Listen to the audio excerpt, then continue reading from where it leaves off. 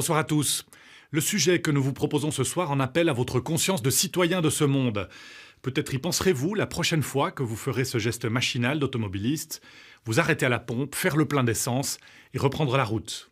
On se pose peu de questions en effet sur la composition du carburant qui alimente nos voitures. Rassurez-vous, la Suisse et l'Europe sont soumises à des règles scrupuleuses qui permettent de réduire au maximum la pollution de l'air. Peau catalytique et surtout carburant dont le taux de soufre est sévèrement limité. Les poumons des Suisses sont donc presque à l'abri. Seulement voilà, tandis qu'ils fournissent un carburant modèle aux pays développés, les exportateurs de pétrole vendent en Afrique du carburant de très basse qualité, un mélange bon marché qui leur permet de tirer un maximum de profit à peu de frais.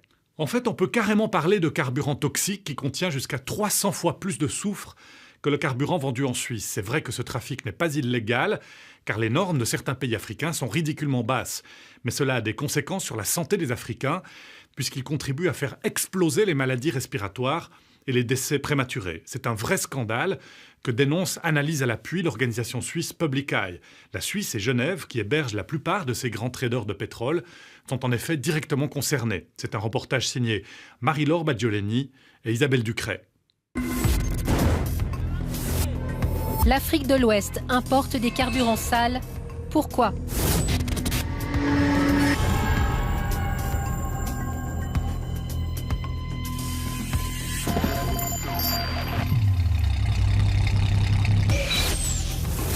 L'Afrique de l'Ouest vend son bon pétrole brut.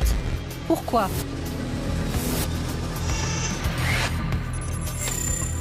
Que font des compagnies suisses au cœur de ce business ?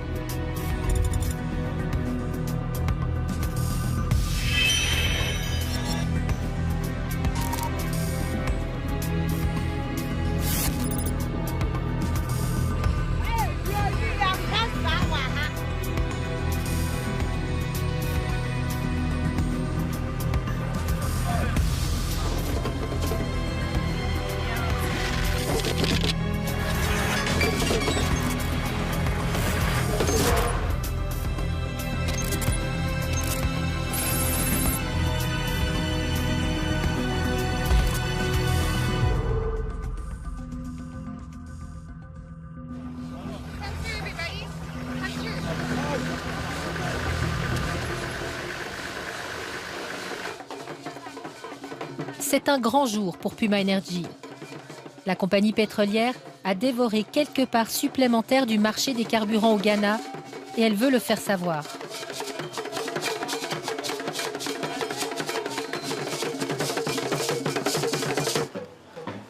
Des représentants officiels et plusieurs VIP ont répondu présents à l'invitation.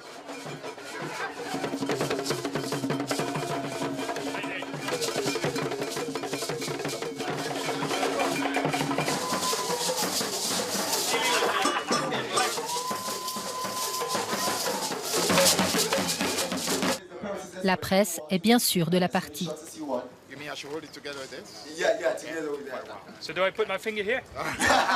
Le ministre du Transport inaugure ici des citernes de kérosène. Proches de l'aéroport, elles permettront d'assurer l'approvisionnement des avions. C'est un enjeu stratégique pour le Ghana qui veut s'imposer comme force montante dans la région.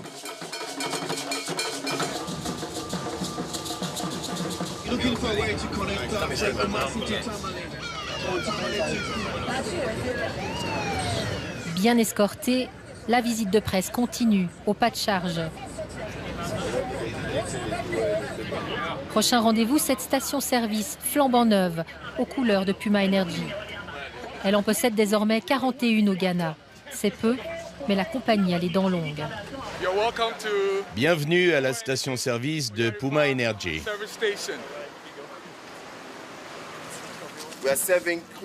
Nous servons du carburant propre à nos automobilistes. Chaque fois que vous passez remplir votre véhicule, vous êtes sûr d'avoir du carburant propre dans votre véhicule. Vous n'aurez jamais aucun problème. Qu'est-ce qu'il a dit ? Vous êtes sûr d'avoir du carburant propre dans votre véhicule. Propre, c'est cuve, sûrement. Mais le carburant, c'est le taux de soufre qui est en cause. Il se définit en ppm, des parties par million. Les États fixent les limites. En Suisse et en Europe, elles sont de 10 ppm pour le diesel. Au Ghana, c'est 3000 ppm. Un diesel tellement sale qu'il serait interdit de vente chez nous. Qu'en pense le patron de Puma Energy? Vous savez qu'au Ghana, le standard n'est pas très élevé, Correct. notamment en termes de soufre. Oui, Vous êtes au courant de cela? on est complètement au courant et c'est valable pour beaucoup de pays en Afrique. Même si on regarde dans un super grand marché comme l'Afrique du Sud, même là, les spécifications niveau soufre sont encore plus élevées que beaucoup de marchés. Au Ghana, le maximum autorisé est 3000 Ouais. ppm. C'est beaucoup. C'est beaucoup, ouais. Vous êtes d'accord qu'en termes de santé, ça pose un problème? Ça pose des problèmes, notamment, comme je dis, notre but comme Puma, c'est s'aligner avec d'abord les spécifications du pays. Et si on peut, notamment, on essaye d'améliorer en fait les produits qu'on importe. Ils essayent de faire mieux. Une ONG suisse affirme que c'est faux. Il y a aujourd'hui une stratégie délibérée de la part des négociants suisses en pétrole qui est de jouer sur la faiblesse des standards de carburant qui prévaut en Afrique en délivrant une bonne qualité de carburant en Europe et à l'inverse, délivrer des produits de très mauvaise qualité, très sales en Afrique. En même temps, tout ce qu'ils font est parfaitement légal. C'est vrai, c'est parfaitement légal, c'est dans les limites admissibles. À notre sens, il est tout à fait inacceptable que les négociants suisses de pétrole profitent de la faiblesse de la régulation en Afrique pour faire des profits aux dépens de millions d'individus. Stratégie délibérée, c'est le cœur de l'accusation de Public Eye. Leur enquête se concentre sur les négociants suisses de pétrole, principalement Trafigura, dont la filiale africaine est Puma Energy, et Vitol, dont les partenaires en Afrique sont Vivo Energy et Shell. Ce sont des géants. Trafigura approche les 100 milliards de dollars de chiffre d'affaires. C'est plus que Nestlé. Son bénéfice, 2,6 milliards. Vitol, un poids lourd de l'extrême, 168 milliards de chiffre d'affaires. On n'en sait pas plus, tout le reste est confidentiel. La Suisse joue un rôle majeur. 35% du pétrole négocié dans le monde passe par Genève. C'est un fait qui est peu connu. Les compagnies suisses de négoce de pétrole sont présentes à tous les niveaux de la chaîne. Donc elles sont présentes au niveau de la fabrication des carburants. Et puis, c'est un phénomène qui est assez récent, depuis 5 ou 6 ans. Les négociants suisses de pétrole ont racheté et respectivement construit des réseaux de stations-service en Afrique. My name is Mark. I am from Switzerland. Yeah. Yeah, diesel for this one, please. Yeah. Lors de sa recherche, Marc Guegna s'est rendu dans ces fameuses stations-service. Il a prélevé des échantillons à la pompe dans 8 pays africains.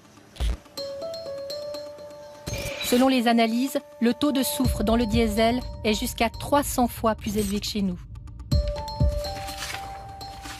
Il a mené son enquête pendant 3 ans pour l'ONG suisse Public Eye, anciennement Déclaration de Berne, connue pour ses prises de position concernant le négoce des matières premières. Cette fois, ils se sont immergés dans le monde doublement fermé du pétrole et des traders. Les négociants suisses de pétrole, l'opacité fait partie de leur modèle d'affaires. C'est des sociétés qui sont extrêmement discrètes par nature, qui apparaissent très peu vis-à-vis du grand public, à l'exception peut-être de leurs stations-service, mais encore, elles opèrent sous d'autres noms. Par ailleurs, ce sont des sociétés privées qui ne sont pas cotées en bourse, qui sont détenues par leurs managers. Les managers sont les principaux actionnaires de ces sociétés, ce qui fait qu'elles n'ont pas de compte à rendre vis-à-vis de petits porteurs dans le cadre d'assemblées générales, ou alors elles ne sont pas soumises à la loi sur les bourses. Finalement, elles ne répondent qu'à elles-mêmes. Nous avons sollicité Trafigura pendant des semaines par messagerie. Dommage qu'ils aient fui nos questions. Ils ont refusé de nous parler même au téléphone et finalement ont décliné toute interview. Ils nous ont renvoyés à leur site internet, au contenu évidemment promotionnel. Nos excellents services de bout en bout sont appuyés par notre réseau mondial. Nous importons les produits pétroliers raffinés dont l'Afrique a besoin. Où que nous exercions nos activités, nous nous engageons à appliquer les standards les plus élevés. Nous veillons à ce que notre responsabilité en matière de santé, de sécurité et d'environnement et à l'égard des communautés au sein desquelles nous opérons soit au cœur de notre processus de prise de décision.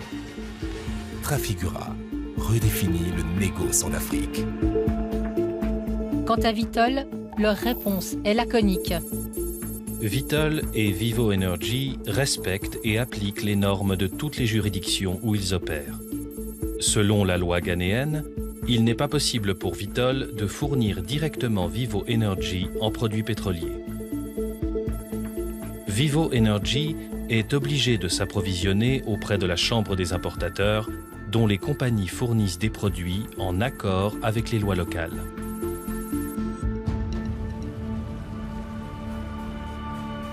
Donc, en résumé, nous avons des compagnies suisses hyper puissantes qui fournissent à l'Afrique de l'Ouest un carburant qui serait invendable chez nous, et c'est légal. Mais comment est-ce possible ?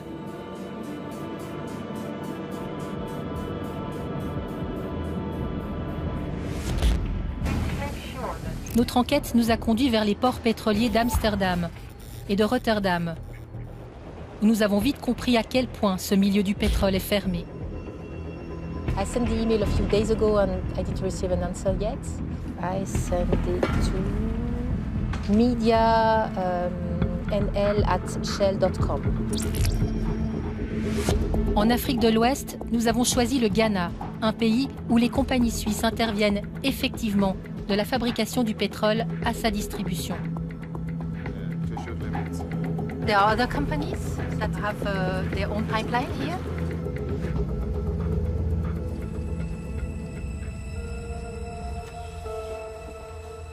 Comme les compagnies suisses ne veulent pas nous répondre, nous sommes d'autant plus ravis de décrocher un entretien avec le représentant des importateurs étrangers au Ghana. La loi ghanéenne impose aux sociétés étrangères d'importation de carburant d'être représentées par une compagnie locale. Elles sont regroupées dans une faîtière dont Senyo Ossi est le président. D'emblée, il confirme, les compagnies de trading suisses sont bien là au Ghana, dans l'ombre. Trafigura, Vitol, ils déplacent des volumes énormes au Ghana. C'est vrai que nous sommes très dépendants de leurs services. Et je dois dire qu'ils sont très professionnels. Glencore est ici, et vous avez aussi British Petroleum. S'ils investissent au Ghana, c'est que c'est du bon business. C'est du bon business. Cette influence est vraiment positive. Trafigura, il y a environ 10 ans, a investi 50 millions de dollars dans une installation pour pouvoir recevoir des gros navires en mer et ramener leurs produits sur terre à travers des pipelines. C'est un bel exemple de la présence suisse. Ces plateformes d'amarrage se trouvent au large du port de Tema, le port de la capitale du Ghana. Elles ont été construites en 2006 par Trafigura et sont gérées par sa filiale Puma Energy Ghana, moitié suisse et moitié ghanéenne comme il se doit. Ces infrastructures permettent aux gros navires, ceux de plus de 10 mètres de profondeur, de décharger leurs produits pétroliers sans devoir accoster.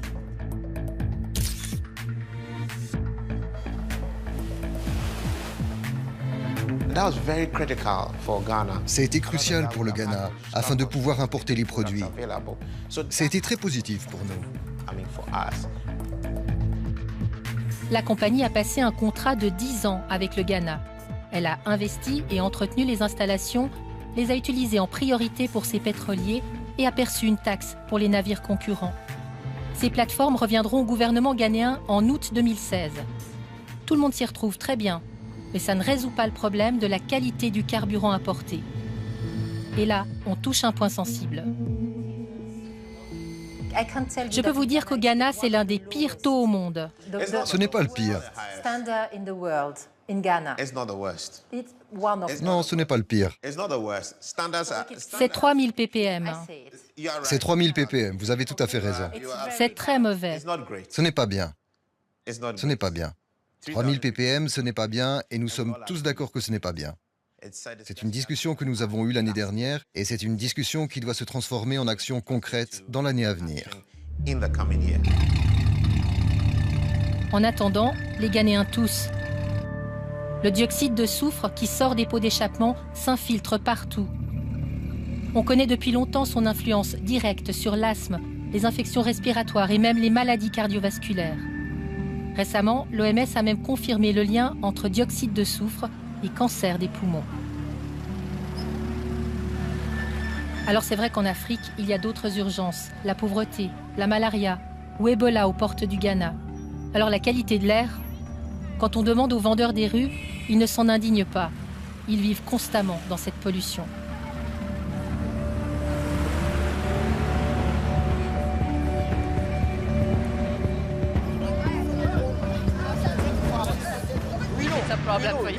On connaît le problème. Chaque seconde, l'air rejeté va directement dans notre nez. On tombe malade tout le temps. Vous êtes là toute la journée? Toute la journée, on reste là. C'est notre station, on travaille ici. Vous voyez, ces énormes camions passent et nous envoient l'air dans nos nez et on a des problèmes. Parfois, on tousse parce que l'air n'est pas bon pour nous.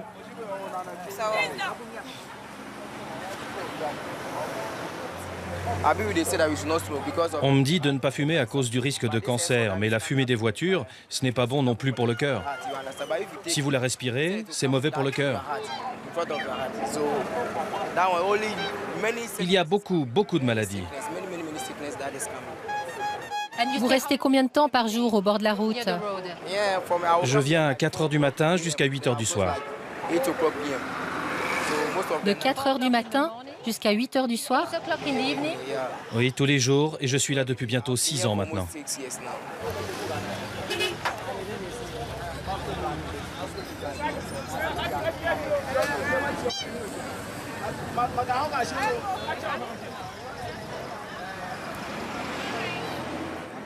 Le Ghana commence à se préoccuper de la pollution à Accra. Kwaku, c'est loin, Shimota? 1 heure environ. 1 heure? Oui. Shimota, c'est un carrefour à forte circulation. L'Agence ghanéenne de protection de l'environnement y a placé un instrument de mesure de la qualité de l'air en 2014. Il y en aurait une trentaine à Accra, dont les résultats sont révélés dans un rapport paru en mai 2015. Nous sollicitons l'Agence de l'environnement pour avoir les tout derniers résultats. Mais au dernier moment, nous avons le rapport de mai 2015 concernant le taux de soufre. C'est exactement notre thématique. Merci de votre aide. Je vais voir avec mon collègue. Est-ce que nous pouvons avoir une interview pour demain? Merci. Nous sommes d'avis que cet enjeu relève du ministère du Pétrole. L'Agence de l'environnement ne vous accorde pas d'interview demain lundi.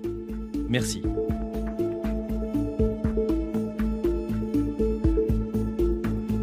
On y tient à actualiser nos données, alors on essaye par nous-mêmes. On cherche des instruments de mesure. Ils devraient être par là.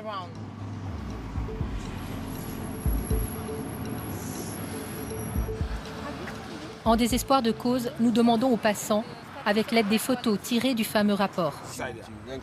Maybe the picture is an illustration for the whole world, but don't look the rest of the picture because it's not finished. I think so. I mean,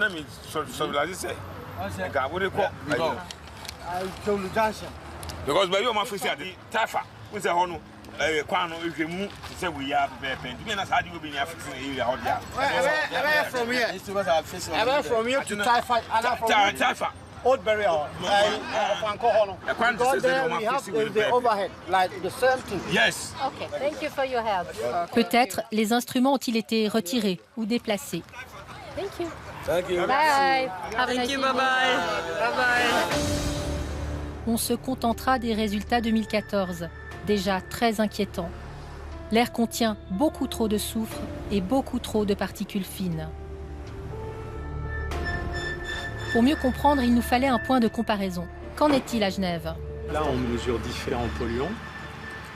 Le point principal de la station, en fait, c'est le tube en verre renversé que vous voyez, qui est un captage de l'air. Ouais. Donc le principe de la station, c'est on capte un échantillon d'air et ensuite on l'analyse à l'intérieur. Okay. On fait une analyse chimique sur les polluants qui sont présents à ce niveau-là dans la station.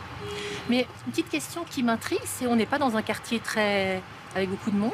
Pourquoi avoir choisi cet endroit-là? C'est une très bonne question. C'est parce que nous, on regarde la pollution de fond. Donc on ne recherche pas forcément l'endroit où il y a le plus. Évidemment, si on se met en bordure d'autoroute, par exemple, on va avoir beaucoup plus de polluants qu'ici. Par contre, ici, on est représentatif d'une pollution de fond, moyenne, dans un milieu urbain, parce que certes, ici, il n'y a pas beaucoup de circulation, mais tout autour, on est sur des axes passablement chargé et donc très représentatif du milieu urbain. C'est installé depuis quand cet appareil? Depuis 3 ans maintenant ici, à cet endroit, rue Necker. Le principe, il est assez simple. On prend un échantillon d'air, c'est le tube que vous voyez ici, qui amène cet échantillon dans les instruments, qui font une analyse physico-chimique. Alors, dioxyde de soufre, bien sûr, mais aussi, par exemple, le méthane, le monoxyde de carbone, le dioxyde de soufre qu'on retrouve ici, et les oxydes d'azote. Il y a aussi les particules fines. C'est celle-là qui nous pose le plus de soucis. Alors oui, actuellement, les particules fines, l'ozone et les oxydes d'azote sont les polluants problématiques dans nos régions, notamment au milieu urbain. Alors que le soufre? Le soufre, aujourd'hui, n'est plus un problème. Ici, je peux vous montrer l'évolution depuis 1986 jusqu'à nos jours des concentrations annuelles de dioxyde de soufre telles qu'elles sont mesurées à Genève. Donc on voit que dans les années 80, les émissions étaient extrêmement importantes et les concentrations mesurées étaient au-dessus de la valeur légale. Et puis par contre, depuis maintenant plus de 20 ans, nous sommes à des niveaux très très bas. Comment on est arrivé à un tel résultat? Alors on est arrivé à un tel résultat avec des normes sur les carburants et les combustibles qui n'ont cessé de se renforcer depuis les années 70 à peu près. Donc depuis des décennies, car le soufre est nocif. C'est déjà un irritant pour les voies respiratoires, la peau, les yeux notamment, en termes d'impact sur la santé de la population. Ça a aussi un impact environnemental via les pluies acides qu'on a connues il y a plusieurs dizaines d'années dans nos régions. Alors nous, notre enquête, elle nous a conduite au Ghana. Et c'est vrai que là-bas, on a pu constater que les normes sont extrêmement différentes. Si je vous dis que là-bas, le standard pour le diesel, c'est 3000 ppm. Énorme, énorme, 3000 ppm. Il y a aussi les particules fines. On lui montre les chiffres du rapport ghanéen. Qu'est-ce que vous en pensez? Oui, alors on a des taux extrêmement élevés, ponctuels de concentration en microgrammes par mètre cube qui atteignent 800, 850, 900 même microgrammes par mètre cube. Pour donner un ordre de grandeur, ici à Genève, à partir de 50 microgrammes par mètre cube, on commence à prendre des mesures dites d'urgence pour essayer de limiter les excursions de particules fines dans l'atmosphère. 900 microgrammes là-bas, alors qu'ici? Ici, à Genève, à partir de 50 microgrammes par mètre cube, on commence à prendre des mesures dites d'urgence. C'est à l'État de fixer les lois, en Suisse comme dans les États africains. Pourquoi le Ghana conserve-t-il une norme à 3000 ppm pour le diesel? Je voudrais parler à Judith, l'assistante du directeur. Est-ce possible?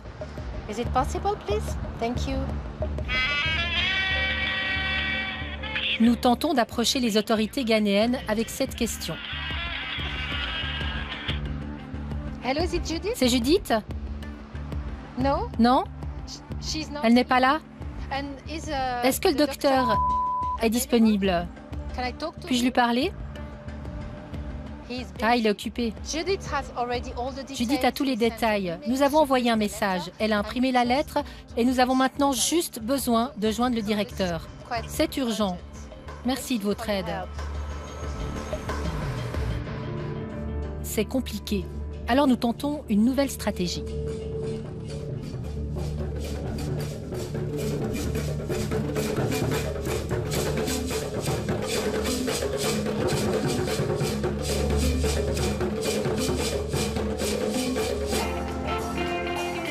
Puma Energy, la filiale de la compagnie suisse Trafigura, organise une cérémonie inaugurale dans l'un des hôtels les plus chics d'Accra.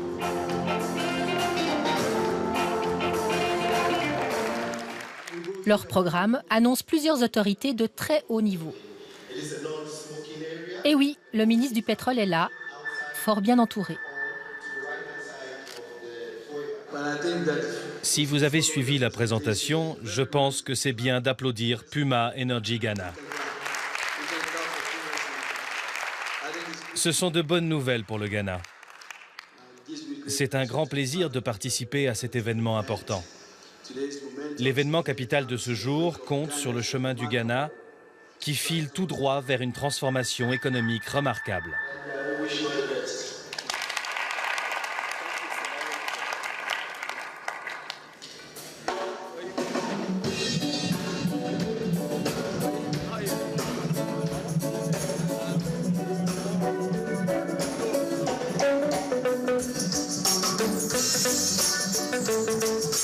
Dès sa sortie, on tente de décrocher une interview.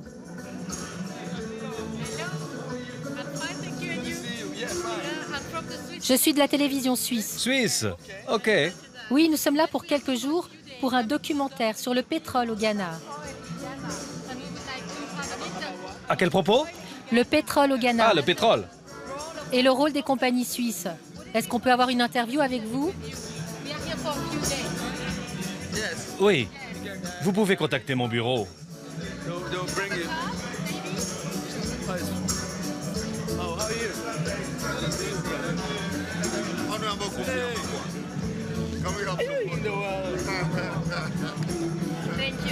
On voulait une interview de fond, dans un endroit calme. Entendre ses arguments concernant la qualité des carburants à la pompe et l'éventuelle responsabilité des compagnies suisses à vendre des produits sales dans son pays. Ce fut notre première et notre dernière rencontre.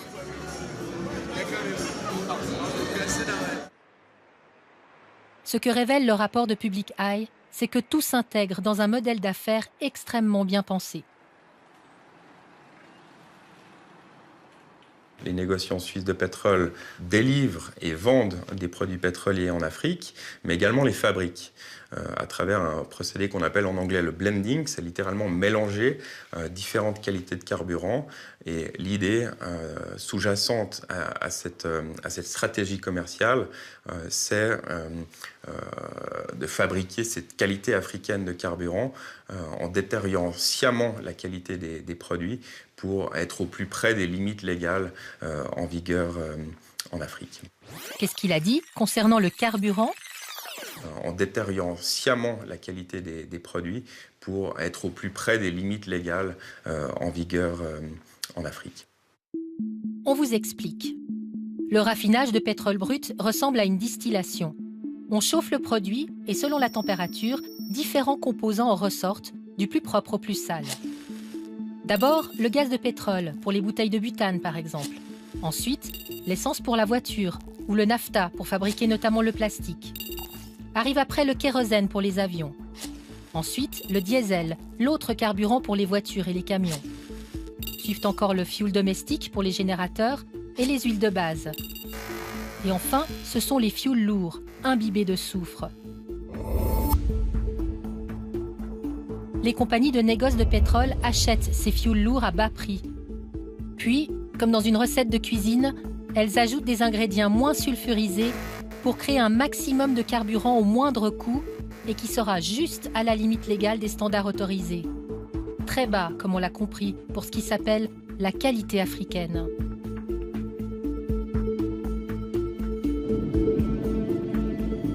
Il y a tant de questions. Nous allons chercher des réponses dans la région ARA, autrement dit Amsterdam, Rotterdam et Anvers, l'un des épicentres de cette production de produits pétroliers. Est-ce que le blending est légal? Le mélange des produits en soi est légal. Ce qui n'est pas légal, c'est le mélange de déchets avec d'autres produits. Les déchets doivent être déposés auprès d'une entreprise de traitement agréée. Ils ne peuvent pas être mélangés à d'autres produits. Renske Makor est procureure à Rotterdam. Elle est membre de l'équipe spécialisée Andante, un projet hollandais qui réunit justice et police pour lutter contre les crimes environnementaux. Eux se concentrent plutôt sur le carburant maritime, le plus polluant de tous les fuels. Mais le principe est le même. Pour être vendus, les produits pétroliers doivent suivre un protocole. En Europe, c'est une directive appelée REACH qui oblige les négociants à inscrire leurs produits dans une base de données afin d'obtenir l'équivalent d'une carte d'identité. Problème, cette procédure est extraordinairement complexe au point que personne ne la maîtrise réellement. Et certaines compagnies en profitent. La procureure en sait quelque chose.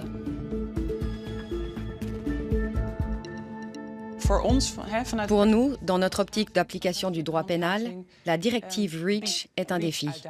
C'est non seulement juridiquement complexe, mais aussi chimiquement complexe. Peut-on parler de blanchiment de déchets? On constate dans nos enquêtes qu'il y a des soupçons que les entreprises utilisent la directive REACH pour transformer des déchets en produits. Elles utilisent les possibilités de la directive REACH pour contourner la législation sur les déchets.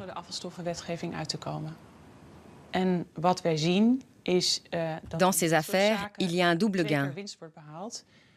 Quand ces déchets ne sont pas envoyés vers une entreprise de traitement reconnue, ce qui coûte de l'argent, mais qu'ils sont mélangés avec un produit, ils disparaissent et ça économise des coûts. C'est le premier point. Deuxièmement, ils gagnent aussi de l'argent avec le volume de carburant qui en résulte. Les déchets sont ajoutés et sont vendus comme produits. Donc il y a un double profit.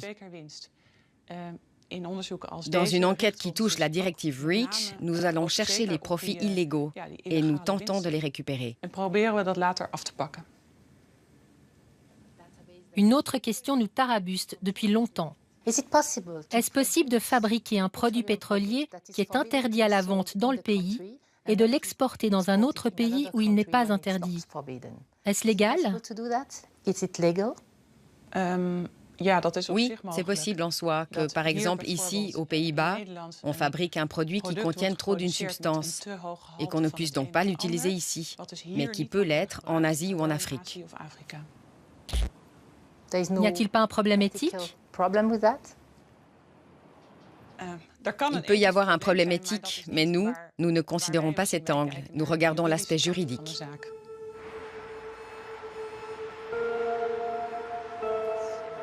Pour l'aspect éthique, Public Eye prend le relais.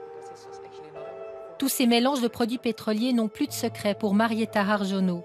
Elle s'était déjà plongée dans les méandres du commerce de pétrole, mais pour Greenpeace, lors d'une affaire qui remonte à exactement 10 ans. Ce scandale, c'est celui du Probo Koala. Que faisait cet énorme pétrolier affrété par la société suisse Trafigura? Cette question a intrigué Public Eye. Car tout ce que l'on sait à l'époque, en 2006, c'est que le navire veut se débarrasser des produits toxiques issus du nettoyage de ses cuves. Pendant des mois, le bateau passe par plusieurs ports, dont Amsterdam, avant de choisir de déverser son encombrante cargaison en Côte d'Ivoire.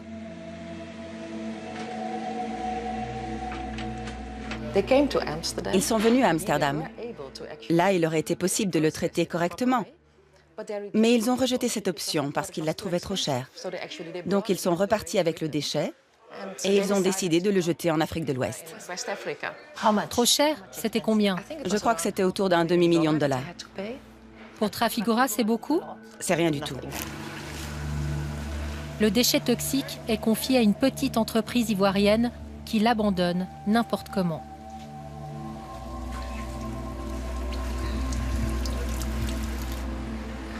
Les conséquences sanitaires sont immenses. 100 000 Ivoiriens tombent malades, 17 succomberont à l'intoxication.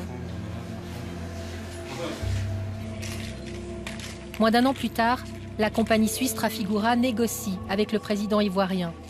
240 millions de francs suisses sont versés à la Côte d'Ivoire pour solde de tout compte.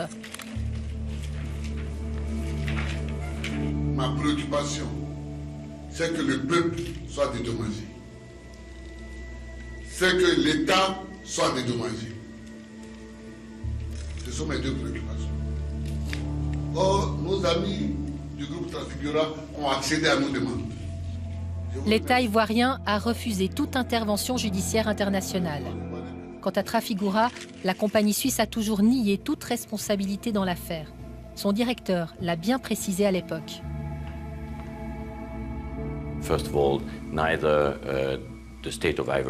Ni la Côte d'Ivoire, ni Trafigura n'acceptent de responsabilité dans ce qui s'est passé en août dernier. L'élément principal de cet accord est d'aider la Côte d'Ivoire financièrement. Le président ivoirien s'est exprimé à la télévision et il a dit clairement qu'il fallait tourner la page.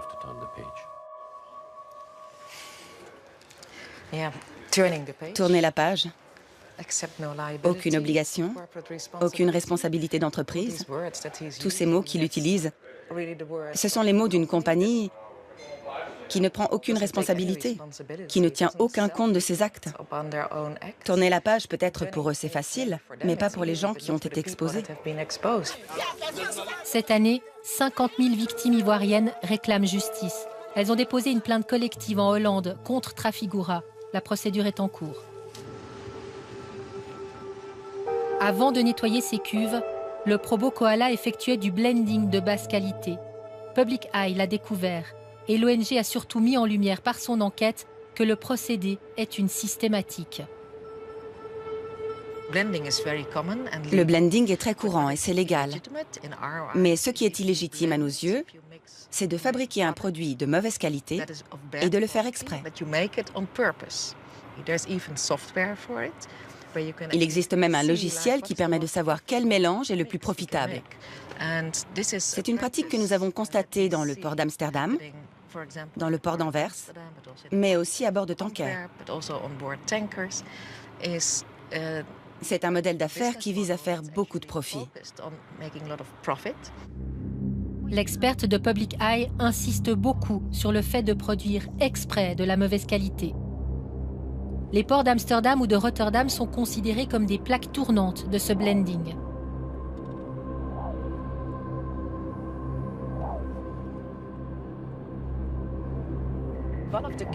L'une des raisons clés pour laquelle c'est une telle plaque tournante, c'est que dans la région, il y a 10 raffineries et une capacité de stockage considérable.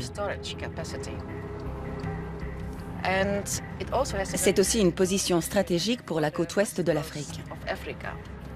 Cela explique pourquoi la moitié des importations vers l'Afrique de l'Ouest proviennent de la région ARA. Le port d'Amsterdam est évidemment sous contrôle de l'État.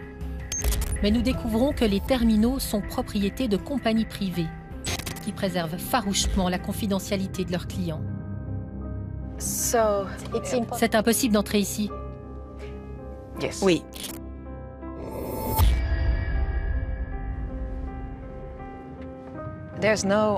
Il n'y a pas d'information officielle. Le trading est un business extrêmement opaque. Et les terminaux ne souhaitent pas révéler les noms des clients qui louent leurs réservoirs. En Hollande, une loi méconnue permet aux citoyens d'exiger de voir les listes des substances dangereuses stockées. Marietta l'a patiemment invoquée pour chaque terminal d'Amsterdam.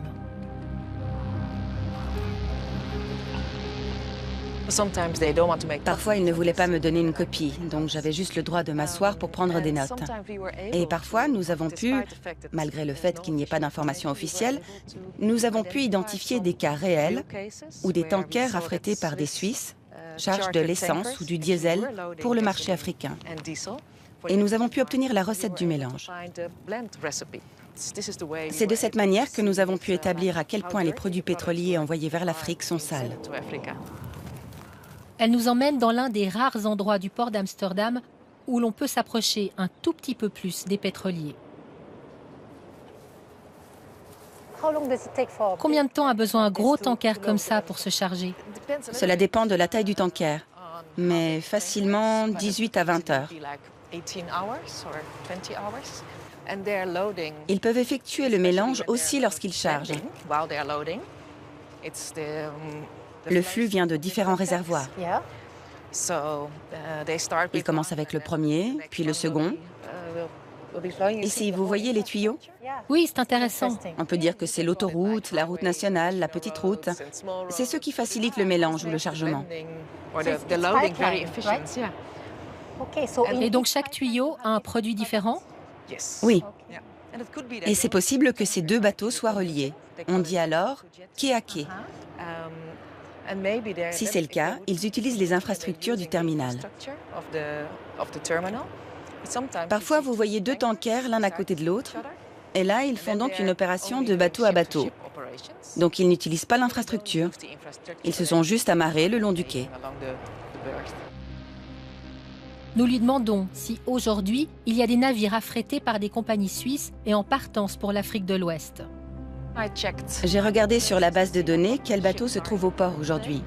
Ces deux-là s'appellent Plutos et Northern-Light. Ils arrivent juste des États-Unis, mais j'ai pu voir qu'ils ont des activités régulières avec l'Afrique, à Lomé ou au Lagos, au Nigeria. Marietta a téléchargé une application sur son téléphone qui permet de visualiser le trafic des bateaux dans tous les ports du monde, y compris celui d'Amsterdam. Tous ces points, les rouges, sont des pétroliers. Vous pouvez voir qu'il y en a beaucoup. Et nous sommes ici. Vous pouvez voir le Plutos ici. Voyons quelles sont les informations données. Il y a une photo du bateau. C'est un transporteur de pétrole brut. Souvent, vous pouvez voir le parcours du bateau, là où il est passé. Vous pouvez voir que le tanker navigue sous pavillon des Bahamas. Il fait presque 230 mètres de long et il est au port. Ok, mais rien au sujet du propriétaire ou de ceux qui l'ont loué? Non, c'est très difficile de trouver qui loue le tanker et qui est le propriétaire du cargo.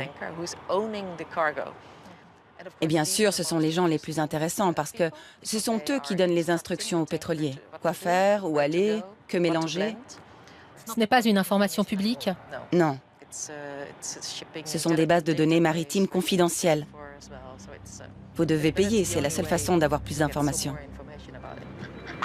On n'en saura pas plus, mais Public Eye a eu accès à ces informations.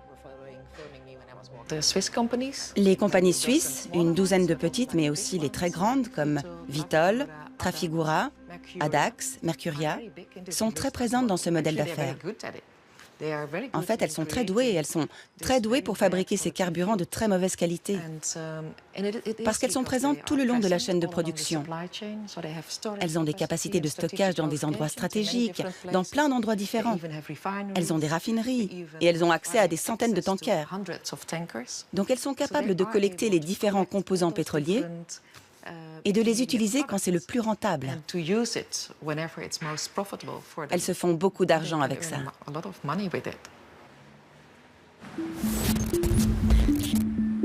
Il y a un élément supplémentaire. La plupart des pays d'Afrique de l'Ouest ont du pétrole brut dans leur sol, voire même une raffinerie. C'est aussi ce que Public Eye a mis en lumière. C'est un paradoxe de constater que ces pays producteurs de pétrole, à faible teneur en soufre, l'exportent dans différentes régions du monde, notamment en Europe, et ils reçoivent en retour des carburants très dangereux pour la santé. Pourquoi un pays comme le Ghana importe-t-il des mauvais carburants s'il a du pétrole brut de bonne qualité et d'autant plus s'il a une raffinerie? Donc nous faisons l'interview et nous avons aussi besoin de faire des images à la raffinerie. Ok. Ok, that's fine. All right. Thank you. Bye. Plutôt bonne nouvelle. La bonne nouvelle, c'est que cette fois, nous pouvons aller directement demander pourquoi la raffinerie n'approvisionne pas le Ghana en carburant. Nous découvrons que c'est une vieille dame étatique, construite en 1967, bien avant la découverte des gisements de pétrole en 2010. Elle fonctionnait auparavant avec du brut importé du Nigeria. Dans ces années de gloire, la raffinerie a fourni jusqu'à 50% de la demande intérieure. Puis elle s'est enlisée dans les dettes avant de s'arrêter complètement et de laisser le champ libre aux importateurs privés. La raffinerie a repris du service début 2016. Elle a été renflouée financièrement par la libéralisation des prix de l'essence à la pompe et par des investissements d'institutions financières internationales.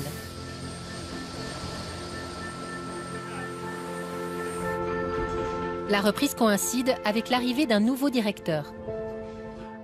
Je suis très optimiste pour cette raffinerie. Lorsqu'on a repris en juillet l'an dernier, on nous disait que ça ne serait pas possible, qu'on ne pourrait pas la faire marcher plus de 3 semaines, qu'elle ferait faillite. Or, elle fonctionne sans interruption depuis le 4 février de cette année, après quelques ajustements. Elle fonctionne parfaitement. Nous avons une année meilleure que prévu. De toutes les importations que nous avons faites, nous venons de terminer le raffinage de notre premier million de barils. Nous avons fait un profit correct avec cela. Le deuxième million de barils est en train d'être raffiné et nous avons réservé notre 3e cargo. Donc la vieille dame va plutôt bien. La vieille dame va plutôt bien, mais elle va aller mieux car il y a encore des ajustements en cours. Donc la vieille dame va bien et elle ira encore mieux. Ça, c'est la position officielle du gouvernement du Ghana. Tout va bien.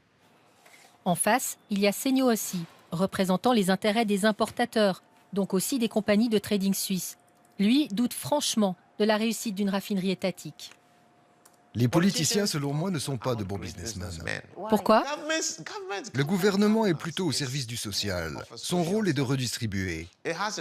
Cette manière de penser ne va pas avec le business. Il faut chercher le profit. Il faut chercher la viabilité du projet. Vous pensez à vos marges quand vous êtes un businessman. Il faut penser à la compétition quand vous êtes un businessman. Les politiciens ne pensent pas à la compétition en termes de business. Ils pensent à la compétition en termes de vote. Ce n'est pas la même chose. Donc la raffinerie est un business réel. Et ce serait viable si le gouvernement se retirait. Ce serait aussi viable si nous avions des investisseurs suisses avec tout leur potentiel qui investissent dans la raffinerie au Ghana. Et pourtant, la raffinerie produit 45 000 barils par jour. Pas mal pour une moribonde. Et bonne surprise, en termes de qualité, elle assure. Ce qui n'arrange évidemment pas les importateurs de carburant sale.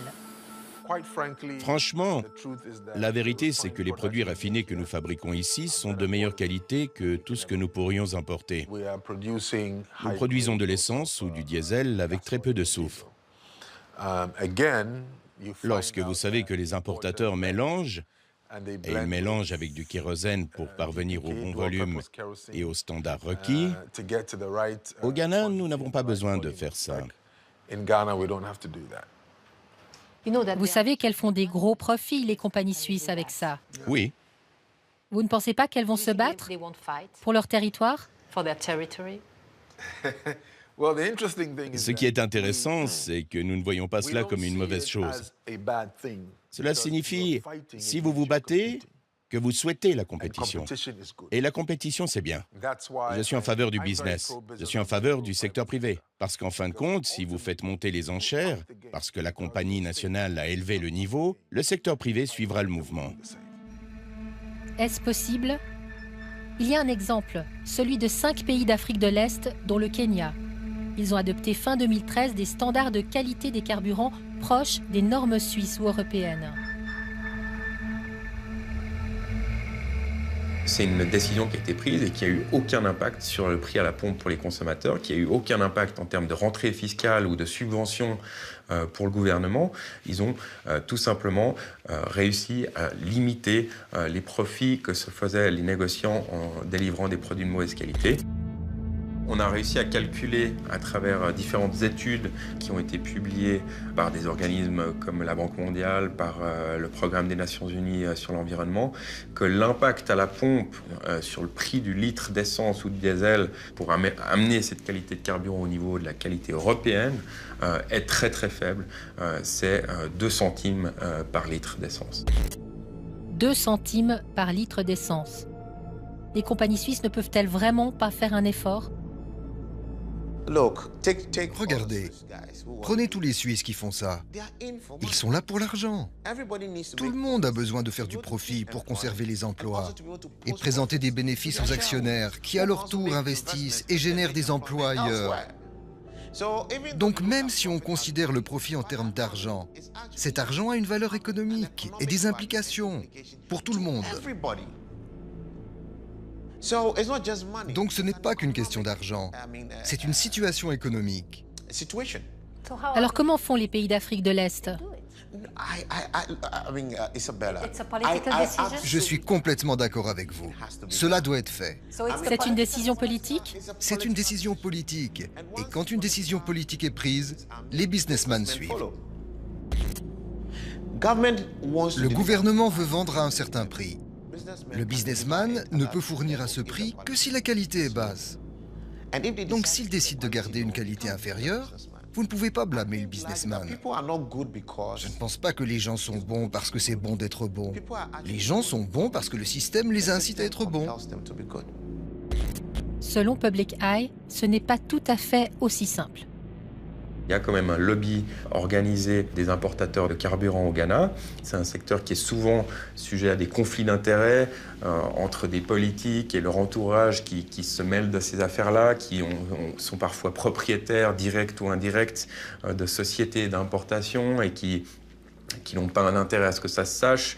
Donc il y a une certaine velléité de dissimuler des activités qui sont parfois discutables sur le plan de l'éthique dans la conduite des affaires. Les gouvernements africains doivent améliorer leurs standards, mais ça ne signifie pas que les négociants suisses en pétrole ne peuvent pas agir. Ils pourraient commencer dès aujourd'hui, et ils devraient le faire, à délivrer une qualité européenne en Afrique. Évidemment, comme rien n'est illégal, le seul levier de pression de l'ONG est de toucher à la réputation des compagnies suisses de trading. Y seront-elles sensibles? Du côté africain, une autre voie se dessine. Pour la première fois, comme vous le faites en Europe, nous allons utiliser les forces du marché pour devenir plus efficaces, pour être plus compétitifs, pour élever les standards et la qualité vers le haut, pour nous protéger. Si nous ne le faisons pas, tous les arguments moraux, toutes les bonnes choses qui devraient être faites ne pourront pas l'être. Parce que si vous ne vous placez pas vous-même en position de compétition, il n'y a aucune chance que vous surviviez. Parce que la charité est un business extrêmement risqué. Mais les compagnies suisses ne font ni de la charité ni de la philanthropie. Non, ils ne font ni la charité ni de la philanthropie. Et elles proviennent de ce modèle capitaliste. Elles suivent un modèle capitaliste. Et si nous n'avons pas notre propre modèle d'affaires capitaliste qui nous permet d'être en compétition avec elles, alors nous sommes à leur merci.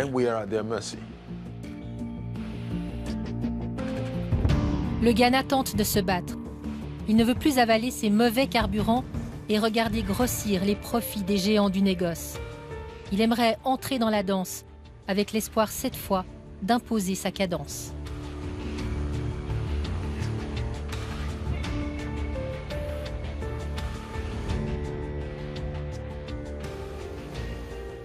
Sachez encore que la société Trafigura, basée à Genève et qui a refusé nos demandes d'interview, a réagi au rapport de Public Eye, réaction que vous trouvez sur notre page Facebook. En substance, elle reprend les arguments que vous avez entendus dans ce reportage dans la bouche du directeur de Puma Energy et de l'association des importateurs. Trafigura ne fait que respecter les normes légales des pays où elle exporte son carburant.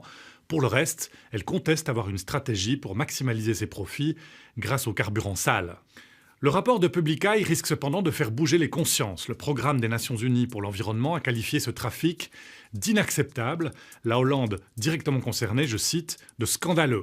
Quant au Conseil fédéral, il vient d'être interpellé au Parlement par la conseillère nationale verte genevoise, Lisa Mazon. Excellente soirée à vous tous, très belle semaine et à bientôt. 60 000 Suisses décèdent chaque année. Ils laissent derrière eux un joli bas de laine, 60 milliards de francs selon certaines études. Ce pactole n'est pas pour tout le monde. La grande majorité des Helvètes héritent rarement de plus de 50 000 francs. Et quand l'argent vient se mêler à l'émotionnel, rien ne va plus. L'héritage n'est pas toujours un cadeau, souvent source de conflits et parfois même le dernier coup de couteau asséné aux survivants.